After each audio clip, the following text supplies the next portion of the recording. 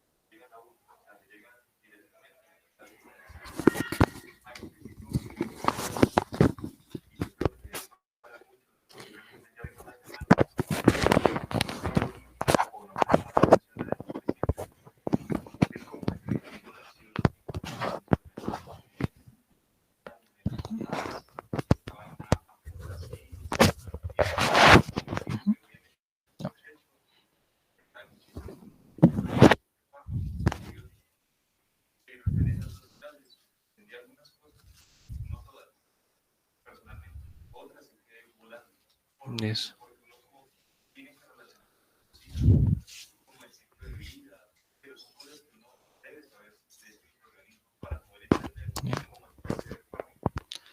Listo. Ok, como una introducción a los microorganismos más frecuentes en la práctica clínica, ya que, digamos, la parte de los antibióticos, el mecanismo de acción quedó claro, pero, digamos, entender cómo se aplica eso a cada microorganismo que tiene sus particularidades y sus variaciones es difícil, es entendible, listo. Eso se podría intentar para dejarlo un poco consignado. Uh-huh. Uh-huh.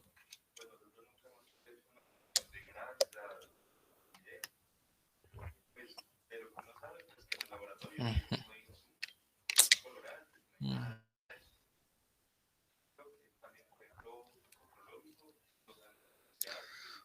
La técnica, en esa parte de la técnica podríamos tener ayuda al doctor Padilla o al doctor Redondo, que esos talleres y siempre se hacen y son útiles porque uno realmente cuando, me imagino que por la parte de pandemia fue que no se pudieron realizar los talleres.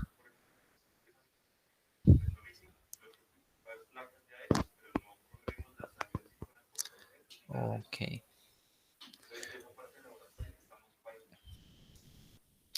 Listo, ¿no? Entonces, listo, esa parte del laboratorio, entonces saber como que no se cuenta con esas bases.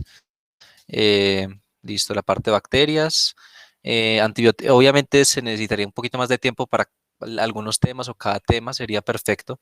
Pues si nos dieran esos espacios que les dan a ustedes en segundo, pues obviamente si les dan 3, 4 espacios para antibióticos, uno tendría todo el tiempo para dedicarse a una clase de betalactámicos, una clase de... Pero son cosas.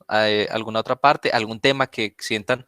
Yo sé que faltó virus, por ejemplo, pero pues es que los virus son un poquito complejos y disponerlo en esos espacios es difícil, pero algún otro tema que quieran recibir, resistencia, algún tipo de infección particular, porque igual todo eso está montado y eso del grupo se puede dar.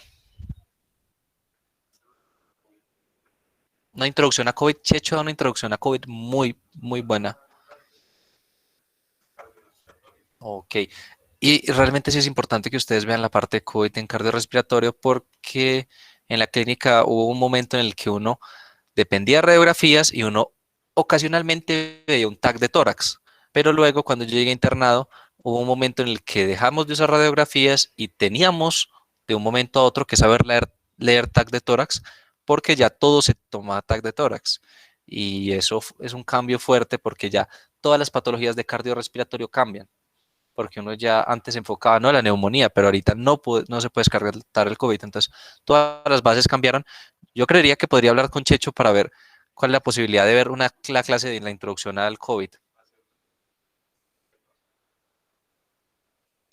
Una, y mi compañero Millán les podría dar una charla de métodos diagnósticos en neumología, radiografía de tórax, TAC de tórax, listo. Sí, esa parte se puede gestionar. Igual ustedes tienen nuestro contacto, entonces que nos digan como no, nosotros queremos ver esto, igual pues nosotros la montamos y ya sea que se vea virtual o sea por parte del grupo, se retransmita, está bien. Listo. ¿Listo, muchachos? ¿Algo más? ¿Antibiograma? Listo. Yo tengo... ¿Quieren ver la parte de resistencia y lectura de antibiograma? Yo tengo montadas ambas partes en taller. Esa charla la hemos dado certificándola con la universidad, pero la podríamos dar ya de forma más informal. La parte de antibiograma, así que listo, perfecto. Entonces, empecemos y algo. Listo, muchachos. Entonces, como tuve problemas con la licencia PowerPoint, la vamos a ver acá en el PDF, igual yo se los voy a mandar. Esta es la parte de la introducción a la micología. Ya hemos visto la parte de bacterias, hemos visto la parte de parásitos con el doctor Celis, si bien yo sé que creo que falta una mitad del grupo por ver la parte de parásitos, pero, y cada una de estas partes se complementa porque tienen similaridades, pero los hongos por su parte son una patología muy descuidada, son los microorganismos que no estamos acostumbrados a ver y que nos cuesta un poco manejar. ¿Por qué es esto? Porque cuando ustedes van a estudiar hongos, se van a topar con el mismo problema que yo siempre me topé al inicio, y es que si ustedes van a buscar bacterias, revisión o revisión de características de las bacterias, ustedes van a encontrar de una el artículo, pero ustedes buscan directamente en un buscador, en PubMed o en cualquier base de datos científica, revisión hongos, fisiología hongos, características de los hongos, van a encontrar una revisión de biología, no una revisión de medicina. Entonces van a tener que remitirse a muchos artículos, a textos de microbiología médica, luego a otros, que cada uno les va a dar un poquito de información. Entonces, esta parte la saco acá, porque los hongos clínicos o la micosis clínica es una ciencia que, si bien está muy desarrollada, es una ciencia, es un niche académico. Entonces, mucha gente le gusta estudiar de esto, no se publican en revistas muy comunes y el acceso a la información es un poquito complejo. Pero de forma general, entonces tenemos ese problema. Tenemos 80.000 especies de hongos, de las que normalmente vemos los pluricelulares son los más comunes, y bien los unicelulares también hay muchas más especies, pero el problema es que solo 400 de estas tienen alguna importancia o relevancia clínica. Entonces, no nos vamos a aprender 80.000, pero tampoco nos vamos a aprender 400, porque solo 50 especies van a causar el 90% de las enfermedades en el hombre. Entonces vamos reduciendo. Al igual que vamos viendo que no todas las bacterias son patogénicas, no todos los hongos, y no siempre los hongos que causan el 90% de enfermedades tienen condiciones para ser patogénicos. Hay unas características de los mismos que son eucariotas, es decir, que tienen una estructura determinada que ya vamos a observar más adelante, que son heterótrofos, es decir, que los nutrientes que van a obtener son del exterior, o sea, de nosotros como huéspedes, y dependiendo del nicho ambiental en el que convivan. Y esta es la parte más importante de las características generales de los hongos, que es que van a tener una reproducción diversa y flexible. Cuando hablamos de reproducción sexuada y asexuada, usualmente, por ejemplo, en parásitos, hablamos de una reproducción que es muy ordenada, tiene un ciclo determinado y que tiene que proceder en ese ciclo normal para proceder a la infección. Usualmente es un ciclo en unos huésped definitivo y un huésped transitorio. Y estos huéspedes pues van a dar tránsito a estas formas, pero en los hongos ellos pueden dar tanto formas sexuadas como formas asexuadas en el huésped, fuera del huésped, en la tierra, en el reservorio, en otros animales. Pueden, si están en condiciones desfavorables, sencillamente reproducirse de forma sexuada y no pasa nada. ¿Y qué es la importancia de que se reproduzcan de esta forma?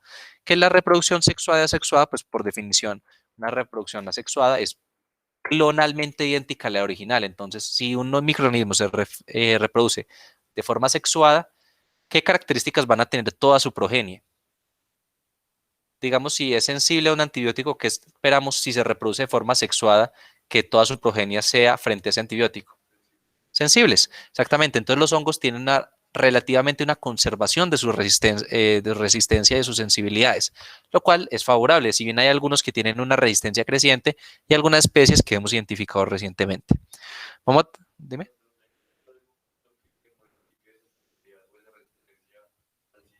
Sí, siempre las presiones, por ejemplo, las presiones que uno hace con todo tipo de medicamentos van a generar que sobrevivan algunos y que puedan producirse mutaciones. Dependiendo del grado de mutación que tenga un organismo, va a facilitar la presencia de resistencias o no. Por ejemplo, se tiene que tuberculosis muta como tiene 10 a la menos 6 veces, algo así, un número súper largo, Y eso uno lo calcula, esos son los estadísticos, son los que hacen eso, nos dicen entonces que para que Mycobacterium tuberculosis frente a un estímulo mute las cantidades suficientes de veces para hacer una resistencia, solamente se tiene que estar expuesto 20 a 28 días. Eso es una variedad especie a especie. Pero entonces en los hongos, como esta reproducción asexuada es más común, no se da tanto eso. Hay algunas especies de hongos que como la Candida auris, que son pandemias, como el Acinetobacter que les habíamos mencionado, la pseudomonas, que generan mucha resistencia. Entonces, este tipo de uso, por ejemplo, de azoles, el fluconazol es muy utilizado, causa que esto cambie. Y no solo causa que esto cambie, porque, por ejemplo, yo les había comentado cuando vimos, o les habíamos comentado cuando vimos la parte de antibióticos, que si yo usaba clindamicina, yo estoy eliminando casi que la flora normal del tracto gastrointestinal. Entonces, ¿qué estoy dejando? Todo lo que sea resistente a clindamicina. Entonces, no es que yo esté generando resistencia, sino que si yo uso, por ejemplo, mucho fluconazol, voy a eliminar las especies de cándida comensales sensibles al fluconazol y voy a dejar solo las resistentes. Pero los pacientes que tienen profilaxis, ya sea antibiótica o profilaxis fúngica, van a ser infecciones resistentes. Listo. Entonces, por esta parte del glosario vamos a ver estas tres estructuras que son importantes que las aprendamos. Nos habla mucho de IFAs, pero ¿qué es una IFA? Una IFA realmente es un tubo. Ustedes ven una IFA y ustedes van a ver un tubo. ¿Cómo lo van a ver? Lo van a ver en 2D, porque no tenemos forma de hacer una microtomografía, pues una de esas fotos por electrones que hacen normalmente con aparatos muy modernos. Vamos a tener una microscopía de luz que nos va a dar una imagen bidimensional. ¿Qué vamos a ver? Un rectángulo que puede formar muchas septaciones o muchas ramificaciones. Van a ver como un árbol. Y esta IFA es el crecimiento determinante de los mohos. Entonces vamos a tener más adelante que vamos a ver unos hongos que se van a ser considerados mohos y otros que van a ser considerados levaduras. Los mohos van a formar IFAs, que son estos filamentos, y las levaduras sencillamente son unitarias. Van a formar células que se parecen más bien a cocos en sus características como morfológicas. Luego vamos a tener estos conidios. Los conidios y las esporas son estructuras reproductivas. Los conidios son asexuales, las esporas pueden ser tanto sexuales como asexuales y tienen su propósito, que son la diseminación y la dispersión. Entonces yo tengo un hongo en el medio, en un reservorio, que necesita reproducirse, él forma una estructura especializada que va a producir muchas hifas, muchas hifas, muchas hifas que se van a diseminar a través de ellas mismas o a través de esporas, por el aire, por el agua, por otros tipos de animales, y eso va a facilitar a los hongos, digamos, la reproducción y la supervivencia de la especie. Más adelante vamos a ver un poquito de imágenes como para ver a qué me refiero. En clínica vamos a tener múltiples clasificaciones y es lo que en la parte que quiero que no se confundan.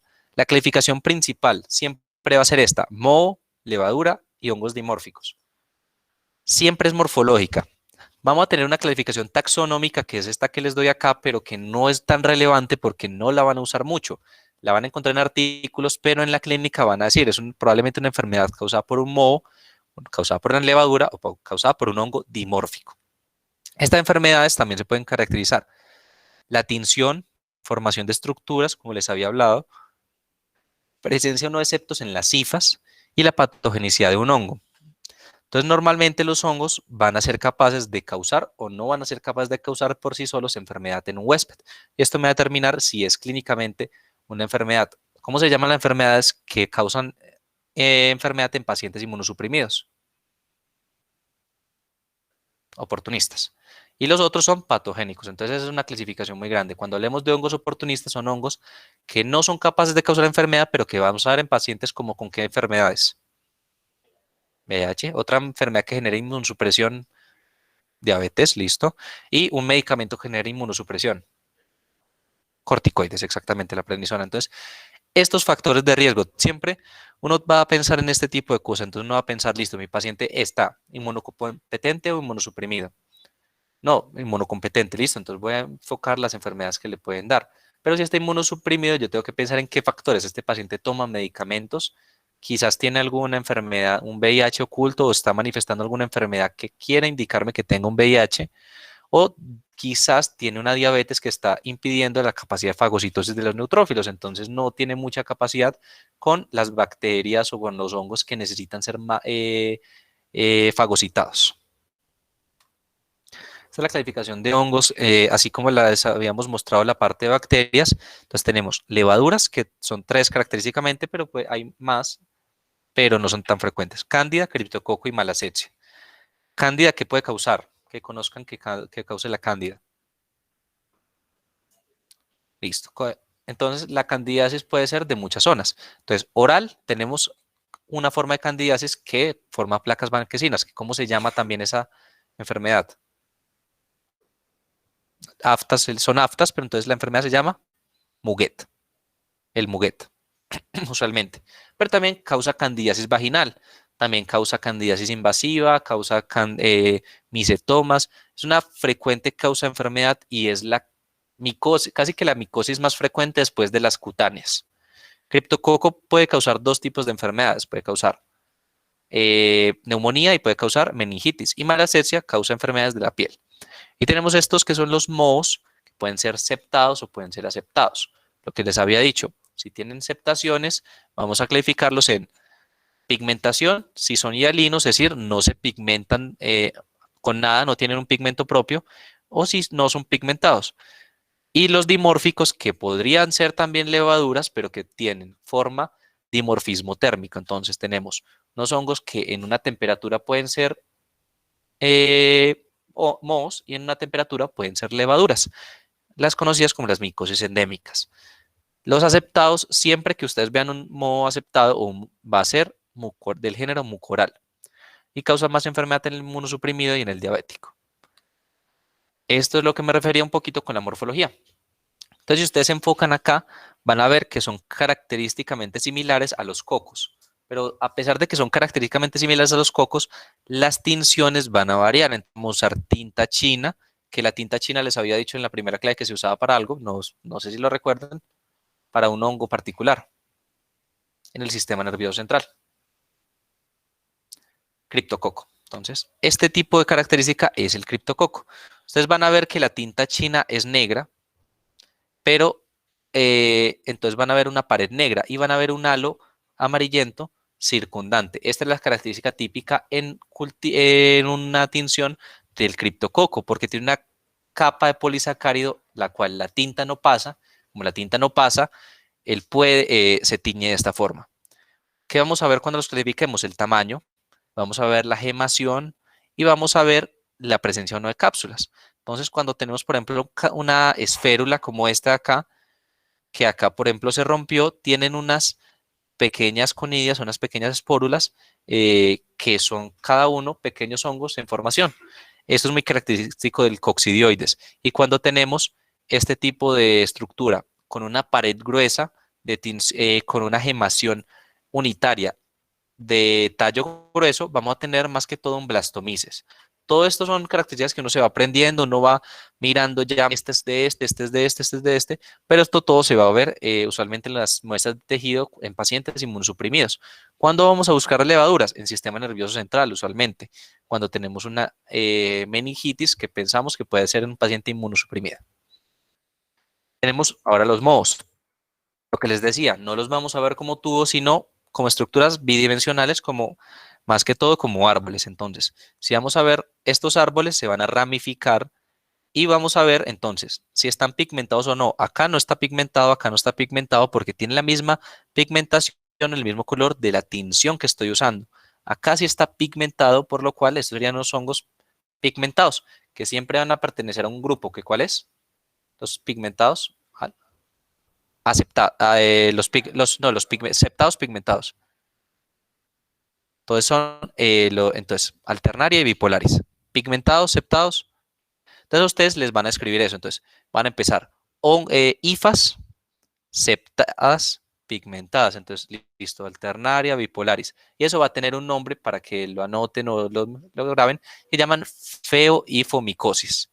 Entonces, viene de las micosis producidas por hongos pigmentados, que también se llaman hongos dematicios, porque tienen melanina en su componente. Luego vamos a ver hifas septadas, en este caso, y alinas con ángulos de ramificaciones agudos, o sea, menores a 90 grados. Y como tienen ángulos de ramificación agudos, no son pigmentadas y tienen septos, usualmente vamos a ver las hialoifomicosis, que son característicamente precedidas por el Aspergillus, Fusarium, Pseudosporium, pero el Aspergillus es el más importante ahí. Finalmente vamos a escuchar entonces, nos van a decir hifas aceptadas con ángulo de ramificación rectos de grosor variable. Y esto siempre es característico de un grupo que es los mucorales. Entonces, siempre que nos digan esto va a ser Rhizopus, mucor, cuningamela, esos de nombres raros de pronunciar, pero que causan enfermedad en pacientes inmunosuprimidos. Estos son en general como las dos tinciones que les puedo dar. Hay muchos otros hongos, muchas diferentes morfologías, pero en general esta es la forma que ustedes se pueden aprender esto. Van a buscar cada cosa como buscábamos en el gram. ¿Qué es lo que buscamos entonces en un gram de bacterias? Primero, listo. Y eso me da la tinción. Segundo, la forma, que pueden ser o, sí, todo tipo de morfologías. Y la tercera, exactamente la disposición. De esta forma, entonces vamos a memorizar la forma. Entonces, si vemos levaduras, vamos a mirar tamaño, si está haciendo gemación y la cápsula. Presencia de cápsula, presencia de endosporas, presencia de espórulas. Todo este tipo de cositas que siempre van a ser. Entonces, una estructura esférica que puede tener unos espórulas o que puede tener una tinción. Si es gruesa, si no es gruesa la pared, todo eso lo vamos a documentar. Y cuando vamos a ver mohos, vamos a ver si son septados, si son pigmentados y qué ángulo de ramificación tienen. ¿Qué más podríamos ver, pero no se ve mucho en tejido? La formación de conidióforos, que los conidióforos, no lo que me falta incluirlo aquí, pero tienen una forma muy particular. Esto es un conidióforo, básicamente. Esto de acá, esto de acá, son como arbolitos. Entonces, estas estructuras de acá, acá, acá, que forman macroconidias y microconidias, se denominan conidióforos. Y cada uno de los mohos tiene un conidióforo particular. Entonces uno se aprende, por ejemplo, yo ya me sé de memoria el del Aspergillus y el de los mucorales, pero no todos me los voy a aprender porque realmente son muchos, pero uno ya identifica frecuentemente cuáles son cuáles porque solo los forman ese tipo de especies. En cuanto a epidemiología de distribución, uno diría, no, pero es que las bacterias son más frecuentes y sí, pero realmente los hongos son relevantes porque infectan a 1 billón de personas de forma prevalente. Y uno pensaría, 1 billón, eso es casi un séptimo de la población mundial o un octavo de la población mundial, no sé en cuánto está actualmente, pero uno diría, ¿por qué? Y es porque todos tienen infecciones fúngicas superficiales. No falta la persona que tenga onicomicosis, la persona que tenga tiñas, las personas que tengan infecciones fúngicas en el cabello. Muchas dermatitis seborreicas, por ejemplo, son fúngicas, muchas pitiriasis, las piedras, el mismo pie de atleta. Entonces, todo este tipo de cosas están causadas por hongos y estos hongos son frecuentes. ¿Peligro para la vida? No. ¿Fastidiosos? Sí. ¿Difíciles de tratar? Si no sabemos utilizar los antifúngicos de forma correcta. Y aproximadamente el 10 al 15% de estas infecciones son graves. Entonces vamos a tener infecciones sistémicas multiorgánicas, ya sean pulmonares, sistema nervioso central o de otros sistemas. Y vamos a tener en promedio unas 1.500.000 muertes anuales a través de ellos. Ahora, no todos los vamos a encontrar en todas partes. Cándida, sí. Aspergillus, probablemente. Pero los dimórficos o los endémicos solo los vamos a encontrar en estas regiones, particularmente de acá. Entonces, ¿qué tenemos en Colombia para que no nos enfoquemos en los que no tenemos acá? Tenemos histoplasmosis, tenemos paracoccidiomicosis. Son las dos que tenemos en Colombia. Podemos ver otros casos sí, porque hay viajeros, hay gente que viaja de otras partes, que trae enfermedades, pero no es que convivan normalmente con nosotros. En distribución epidemiológica, pues acá están las tablas, eso lo van a tener ustedes. Lo que les dije, casi el billón de personas es por superficiales, pero tenemos candidiasis oral, que afecta a 2 millones de personas de forma anual, esofágica, 1.300.000 anuales, usualmente con VIH. Son pacientes con VIH porque la esofágica no es muy frecuente. vulvovaginal recurrente, 134 millones de personas. La candidiasis vaginal es un problema realmente de salud pública también, porque la candidiasis está muy frecuente, no se trata y no hay campañas de educación de educación sexual lo suficientemente efectivas como para saber que la gente sepa cuándo tiene o no tiene un flujo anormal, porque la persona que tiene candidiasis vulvovaginal recurrente es una persona que va a tener el flujo, pero es el flujo que va a tener toda su vida, que no le va a afectar para nada. Entonces ellos puede que piensen que no es algo anormal. Tenemos manifestaciones alérgicas que no nos vamos a tener de eso, solo considerar que el aspergillus y muchos hongos y alinos causan asma y causan una particularidad del asma que es el asma fúngico, la sensibilización alérgica, el SAFS, que es un asma muy severo y no se trata con los medicamentos habituales. Severas crónicas, más que todo en pacientes con patologías estructurales, y las invasivas agudas son en pacientes inmunosuprimidos, que usualmente, como dice acá, son pacientes con VIH-Sida. Acá la pared celular, les quería mostrar esto, encontré justo esta imagen para ejemplificar. Entonces recordábamos que, ¿cuáles eran las bacterias que tenían doble capa? Gram negativas. Y esto lo diferencia a las gram positivas en la permeabilidad. ¿Cuáles entra más fácil un antibiótico? En las gram positivas, exactamente. Pero entonces, esto es por las características principales de esto. Entonces, si el peptidoglicano constituye la membrana celular de las bacterias, ¿cuál sería el equivalente del peptidoglicano en los hongos? ¿Qué lo inhiben los azoles? Dale, dale.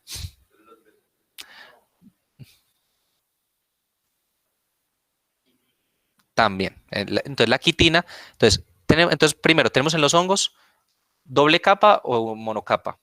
O tenemos una estructura diferente. Tenemos una estructura diferente, que es una pared celular. Se parece más a las plantas. Las plantas tienen una pared celular con celulosa, pero los hongos tienen una pared celular con carbohidratos, quitina, glucanos, mananos, que son polímeros que van a variar según la especie, pero también tienen una membrana celular. Entonces, cuando hablamos de lo principal de la pared celular, la quitina es la proteína de anclaje principal y es uno de los targets que vamos a utilizar. Pero cuando hablamos de la membrana celular, vamos a hablar de uno que llama el ergosterol. El ergosterol es inhibido por los azoles. Esto es relevante porque vamos a ver que dependiendo de cada especie, tenemos cándida, tenemos neumocistis, aspergillus, cripto e histoplasma. Miren que se va a conservar la quitina, como dijo el compañero, quitina, quitina, quitina, quitina y quitina. Entonces, si voy a darles un medicamento que se dirige a la quitina, usualmente en todas las especies debería tener un cubrimiento adecuado a menos de que haya una resistencia adaptativa o que haya un factor de virulencia que permita que no llegue ahí. Tenemos también unos beta de glucanos y unos mananos, que son polímeros de glucosa y polímeros de manosa. ¿Por qué son relevantes? Porque también pueden ser target bacterianos y no solo por eso, porque el sistema inmune va a reconocer es lo externo. El sistema inmune es imposible que reconozca algo que está adentro. Entonces, ¿de qué se pega? De todo lo que está afuera. Y todo esto que está afuera no solo me va a hacer evasión de respuesta inmune o me puede generar inmunogenicidad, o sea, anticuerpos. El problema es, ¿me sirven unos anticuerpos en enfermedades fúngicas? ¿Quién piensa que sí? ¿Quién piensa que no? Podría servir. Pero entonces, esto varía. Entonces, me serviría, por ejemplo, en cándida que está en el cuerpo. Sí, exactamente. Entonces, si yo tengo cándida, tengo que tener anticuerpos contra cándida, naturalmente. Pero, por ejemplo, si tengo una micosis endémica, yo no debería tener anticuerpos contra una micosis endémica. Si bien estos anticuerpos no se utilizan mucho, hay algunas estrategias de diagnóstico que utilizan los anticuerpos para hacerlo. Por ejemplo, el manano, en la cándida, el anticuerpo contra el manano eh, y el manano se piden juntos. Entonces yo pido, si hay anticuerpo contra manano, sí, porque la cándida es normalmente en el cuerpo, pues yo aparte de eso tengo manano en la circulación y tengo anticuerpos contra manano en unos títulos altos, me puede decir que es una infección por cándida. ¿Qué más puedo mirar? Puedo mirar galactomannan en aspergillus, que es una prueba que realmente se hace en sangre. Puedo ver en criptococo el antígeno capsular del criptococo y puedo ver los beta de glucanos en todos. ¿Cuál es el problema, por ejemplo, de medir beta de glucanos? Si ustedes ven acá, verde tienen todas. Ujú. El neumocystis no tiene quitina. Exactamente, entonces el neumocystis, ¿con qué se trataría? Que es una de las indicaciones para ese medicamento, que solo tiene 3. Entonces Checho les decía que había un medicamento que tenía 4 indicaciones aparte del Staphylo aureus metilcino resistente, que es un medicamento combinado, trimetoprim-sulfa. Entonces tenemos el trimetoprim-sulfa, sirve para Staphylo aureus, sensible o resistente. Sirve para el sensible, pero realmente cubre ambos. Entonces, si vamos a usarlo, es para cubrir resistente. Porque si no, ¿con qué cubriríamos el aureus sensible? Con 2 medicamentos. Cefazolina U,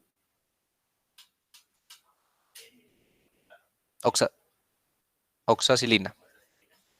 Listo. Entonces tenemos eso. Esa es la primera indicación del trimetoprim.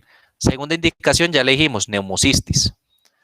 Tercera indicación, toxoplasma. Cuarta indicación, unos raros que nadie se aprende el nombre, que son Burcordelia y Stenotrophomonas.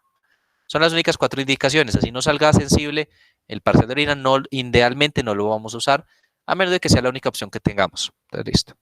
Entonces sí, neumocistis no es sensible a eso, por eso se usa trimetoprim y es muy sensible al trimetoprim. Pero básicamente entonces esto, si vamos a buscar entonces, en cuanto a diagnóstico, la última parte sería, si vamos a buscar verde y encontrar una proteína verde, que es esta acá, que es el beta de glucano, y la encontramos, ¿de qué me serviría yo encontrar esa proteína? Ustedes ya, no, apenas van a ver epidemiología, ¿cierto? Entonces, me sirve para sensibilidad. ¿Me serviría para especificidad? Exactamente. Entonces, si yo digo, estoy buscando a, alguien de esta facultad se robó algo en el centro comercial, entonces le dicen a seguridad, seguridad, alguien con uniforme azul de medicina de Oniquindío se robó algo, necesito que lo encuentre. Entonces el man ya, listo. Entonces ve a alguien, listo, ahí hay alguien, pero eso ¿para qué me serviría? Para identificar que esté alguien, pero me serviría para identificar específicamente la persona que se robó, no me serviría. Entonces, en eso nos basamos en sensibilidad y especificidad. Cuando buscamos algo específico en hongos, buscamos algo que particularmente esté solo en esa especie, como el antígeno capsular del criptococo, que es de los mejores exámenes diagnósticos que tenemos. Estas son como una tabla que nos resume la micosis, entonces vamos a tener unas superficiales que, como su nombre le indica, solo me van a comprometer las capas externas, es decir, la de la dermis, la epidermis y un poquito de dermis, no me va a comprometer nada más. ¿Cuáles vamos a tener? La pitiriasis, vamos a tener las tiñas, y aparte, estos me van a comprometer también los anexos. ¿Qué son los anexos? Por ejemplo, algo que sea superficial de la piel, pero que no llegue a comprometer. ¿Qué tejidos anexos tenemos nosotros que no sean profundos? Las uñas, los vellos, el pelo. Usualmente eso. Entonces, cuando tenemos infecciones del pelo, infecciones de las uñas, infecciones de los vellos, son superficiales. Cutáneas van a llegar hasta la dermis. Tenemos las dermatofitosis y tenemos las candidiasis de ya sea la piel, de la mucosa o las mucocutáneas. Subcutáneas son más raras, son muy deformantes porque comprometen el tejido celular subcutáneo y un poquito de la dermis completamente la comprometen, entonces deforman el tejido, causan tractos fistulosos y ya les voy a mostrar las imágenes. Y tenemos estas dos que son endémicas, primarias y sistémicas, que son los que tienen capacidad de ¿qué? De enfermar a la persona inmediatamente. Y las oportunistas, que son en personas con VIH o con inmunosupresión de algún tipo. Entonces, las manifestaciones clínicas. Entonces, ¿cómo es que les dije que se llamaba esto? Muguet, exacto. Esto de acá es una pitidiasis versicolor, que ahí ustedes cómo describirían esas lesiones. Ustedes les dicen, describa esa lesión. Yo sé que por ejemplo, a ustedes les falta un poquito de la parte de historia clínica. Entonces, listo. Entonces, tenemos unas máculas hipopigmentadas, continuas o irregulares. Sería más bien como irregulares en zona del pecho, bien, bien delimitadas, circunscritas. Sería como esa forma de definirla, ¿cierto? No hay inflamación asociada, no hay eritema asociado. eh, no, si tiene prurito o no tiene prurito, si está asociado a otros síntomas, si a la palpación hay, es superficial, hay cambio de todo, exactamente, todo eso. Y la pitiriasis versicolor se caracteriza porque el hongo coloniza la piel e impide que la piel secrete melanina. Como impide la secreción de melanina, se generan parches. Entonces la gente usualmente piensa que tiene manchas, pero no son manchas. Entonces, si ustedes ven en la espalda, en el pecho, en la cara, en el cuello o en las manos a una persona que tenga este tipo de lesiones, realmente tienes una infección por un hongo no grave, pero que es mejor tratarla porque esas manchas a largo plazo sí se hipopigmenta mucho y ya se vuelve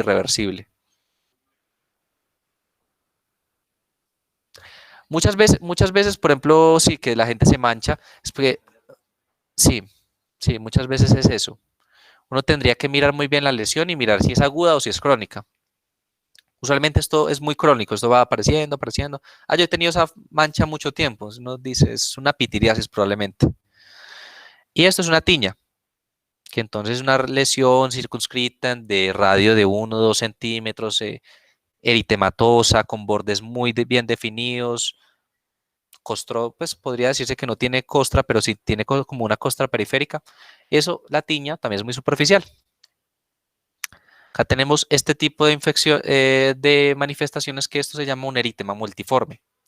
Eritema multiforme tenemos de dos tipos, mayor y menor.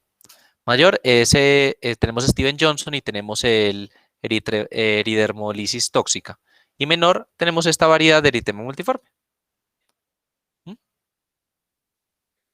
Exactamente, esa es la forma mayor, al igual que el Steven Johnson. Y acá y esto es causado por un coccidioides. Entonces el coccidioides puede causar eritema multiforme, al igual que muchas patologías autoinmunes, muchas enfermedades infecciosas y medicamentos. Entonces el problema de esto, para mí, ¿cuál es el problema de los hongos? Que siempre tienen manifestaciones cutáneas.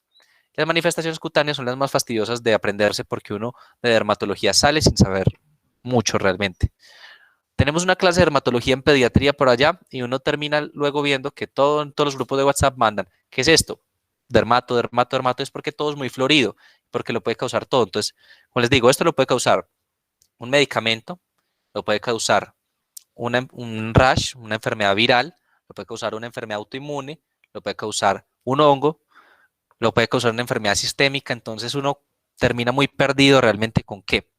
Pero, pero por eso es bueno saber al menos qué enfoque vamos a utilizar con las enfermedades dermatológicas. Y esto es bueno, qué podría ser esto? No, no la enfermedad, ¿qué estructura es esa? Que también se puede dar en el pulmón. Es un tipo de reacción alérgica a un cuerpo extraño. Cuando tenemos un cuerpo extraño se forman unos conglomerados celulares de macrófagos que rodean la estructura que tiene un nombre que es, creo que lo vieron en histología que se llama granuloma. ¿Alguna vez han oído de granuloma? Sí, esta es la definición cutánea de un granuloma. En el pulmón uno sí lo ve muy bonito en histología, pero esto es un granuloma. Y este granuloma está causado por un paracoccidioides. Entonces, los hongos, ya sea por toxinas o por reacción inmune, van a generar granulomas.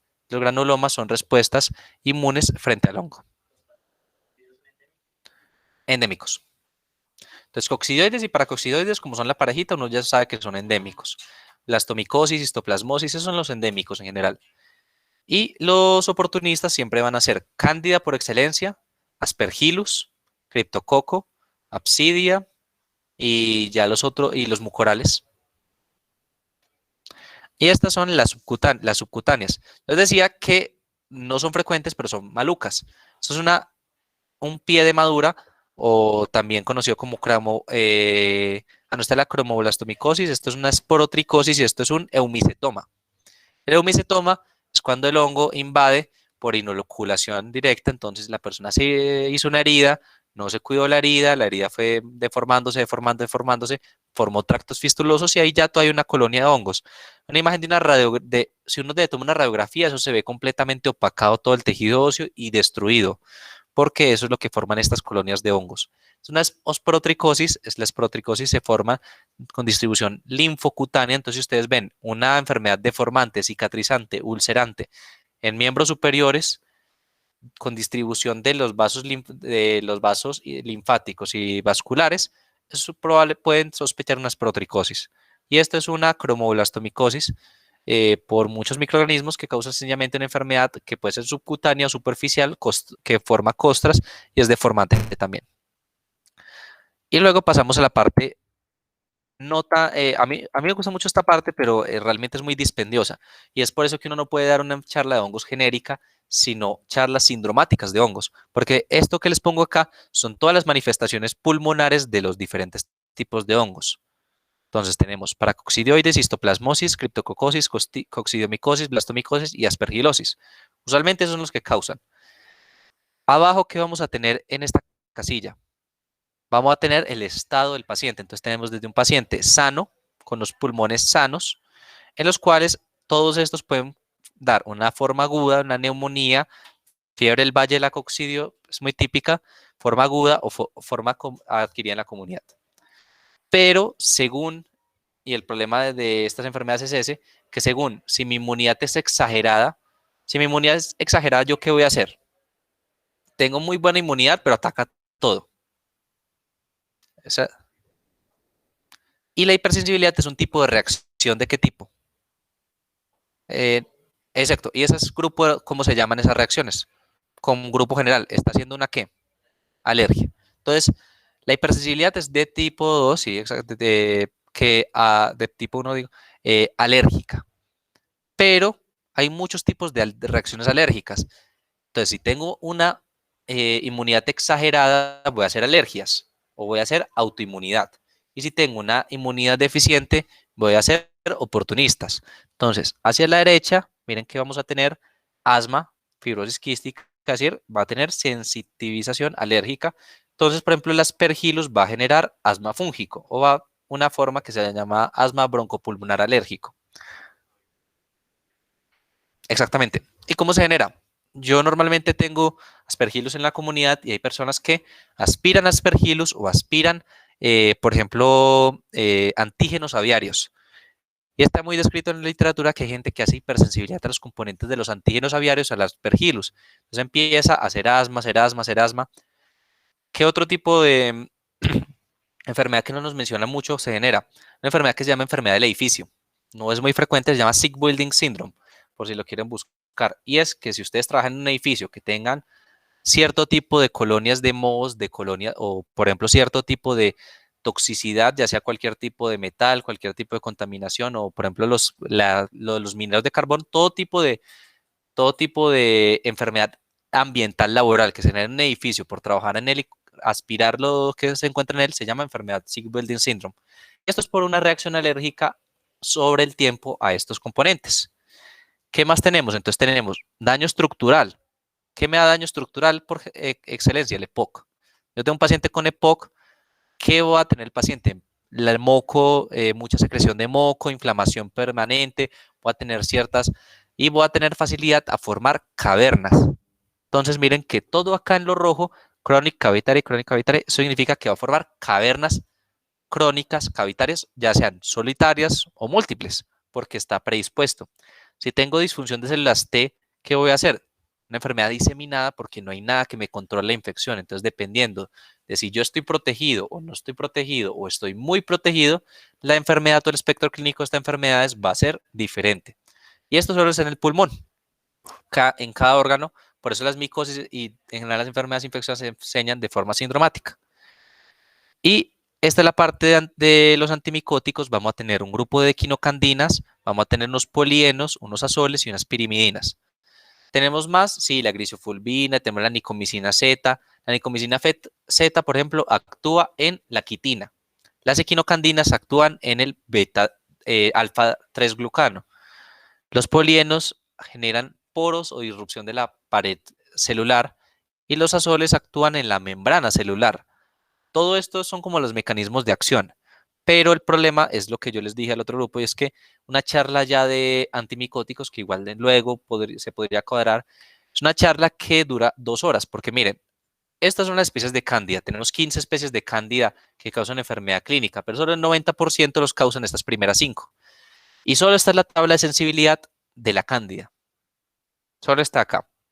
Tenemos una tabla de sensibilidad del aspergillus, tenemos una tabla de sensibilidad de los mucorales, y a diferencia de los gram positivos y gram negativos, no se dejan acomodar fácilmente en grupos de cubrimiento clínico. No es como que, esto cubre gram positivos, esto cubre. Sí, hay un grupo que cubre mucorales, pero hay algunos mucorales que son la excepción. Sí, yo puedo decir, por ejemplo, que usualmente el fluconazol cubre todas las cándidas excepto Cruzei, Glaurata y Auris. Yo puedo decir que, por ejemplo, las equinocandinas cubren casi todas, excepto Auris, tiene resistencia intermedia para silosis. Yo puedo decir que la Cruzei puede tener resistencia a la anfotericina B y usualmente tiene resistencia a fluconazol. Entonces es un poquito complicado esta parte, pero pues es más cuestión de acomodarse. ¿Qué es lo más importante cuando llevar un cubrimiento de infección fúngica? Saber en dónde está, si está superficial, si voy a usar tópico, si voy a usar tópico más sistémico, si está causada por un moho o por una levadura, ¿qué voy a utilizar? Si es sistémica grave, voy a utilizar casi siempre que es sistémica grave, vamos a utilizar anfotericina. Y si es leve, usualmente vamos a intentar utilizar azoles. Las equinocandinas las vamos a utilizar más que todo en candidemias o de terapia de salvamiento. Pero son términos muy generales, eso varía de hongo a hongo. Y esa ya sería toda la parte de hongos. No sé si tengan alguna pregunta.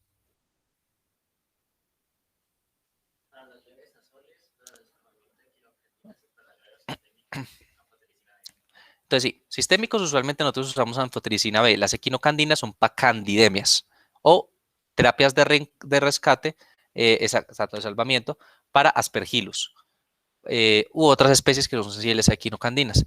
Y la anfotericina es la que usamos en enfermedades, por ejemplo, compromiso del sistema nervioso central, compromiso cardíaco, paciente con fungemias graves, porque la anfotericina tiene un espectro muy bueno y una actividad muy agresiva. Entonces, por ejemplo, daña el riñón también.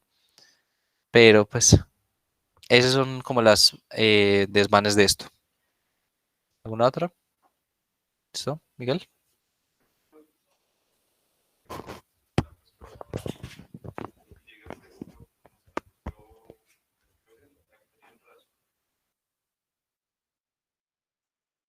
¿Petricosis?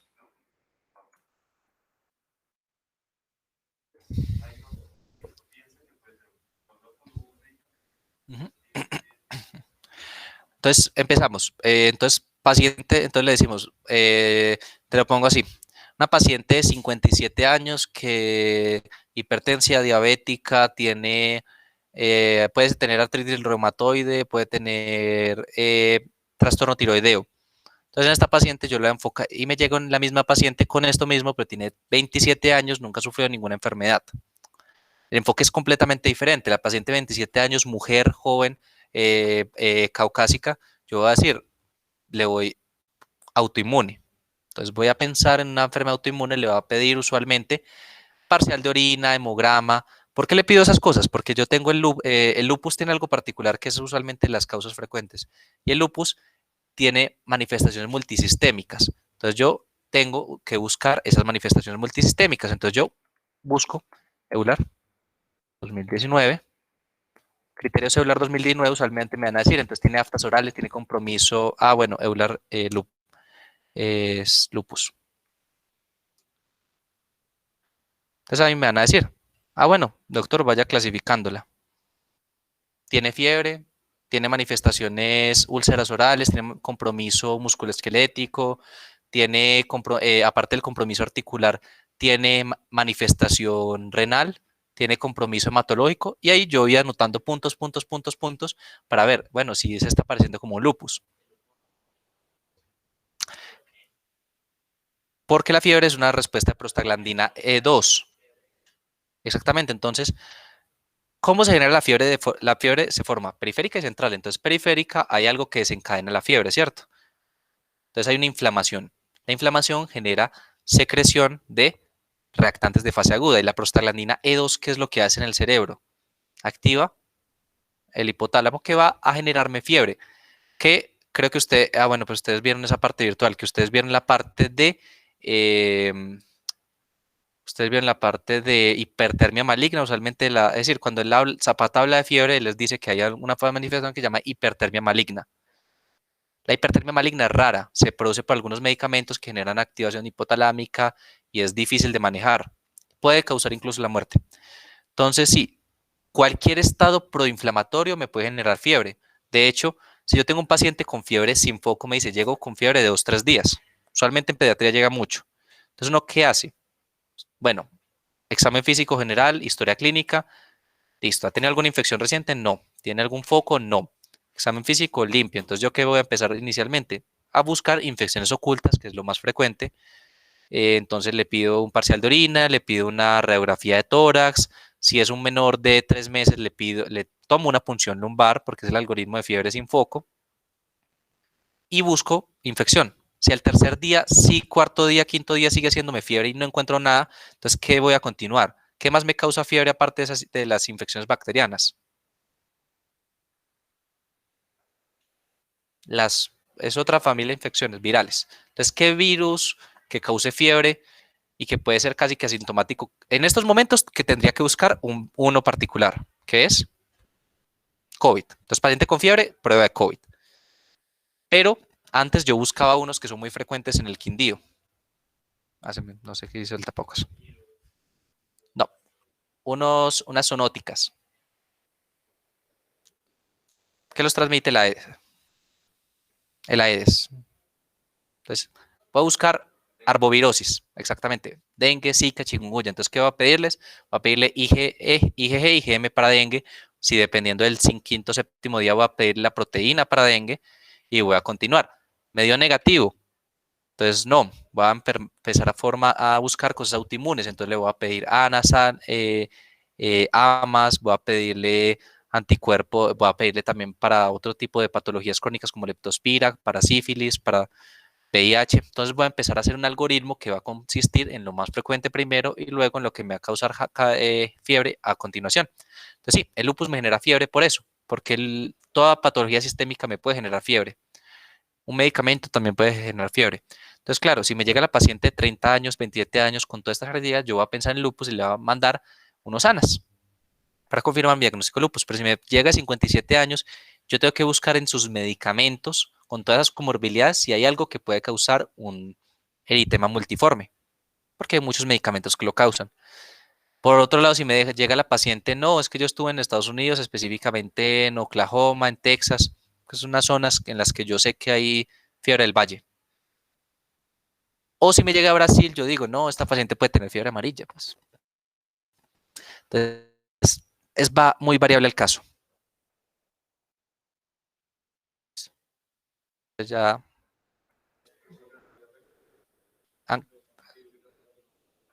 para hongos.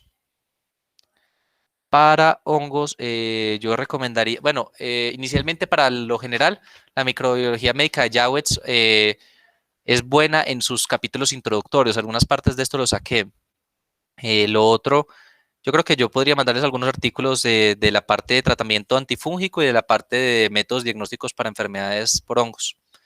Y la parte de extinción, hay una revisión muy buena de todas las características de extinción de los hongos que también les puedo compartir. Listo. Así como ya tip general, les voy a recomendar, yo no sé por qué me pusieron Bing de, es que estoy en,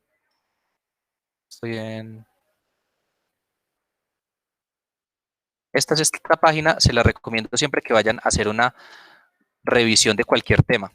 Si les ponen a hacer diapositivas, se llama Nature Primer. Esta página, pues obviamente ustedes la usan con Sci-Hub, entonces les dicen, miren, esto es lo que va a salir pronto, entonces VIH, terapia antirretroviral, pero ustedes se meten y les va a dar todos los artículos. Entonces les da un Prime View, que es usualmente un resumen gráfico de la enfermedad que ustedes están buscando, y les da una charla, una revisión completa con la bibliografía más actualizada de Nature. Entonces, por ejemplo, yo siempre para candidiasis invasiva, tienen casi todos los temas, desde hipertensión hasta, es raro que no haya un primer de esto. Entonces, por ejemplo, todas estas, este es el Prime View, el resumen gráfico, y estas son imágenes que me da ellos, la guía de tratamiento, cómo tratar cada una, Es muy completo realmente. Esos y los del New England. Usualmente yo uso esos dos artículos para guiarme siempre que voy a hacer una revisión de cualquier tema y sirve mucho porque me da todo lo que necesito saber sin darme un exceso de cosas moleculares o de cosas que no vienen al caso.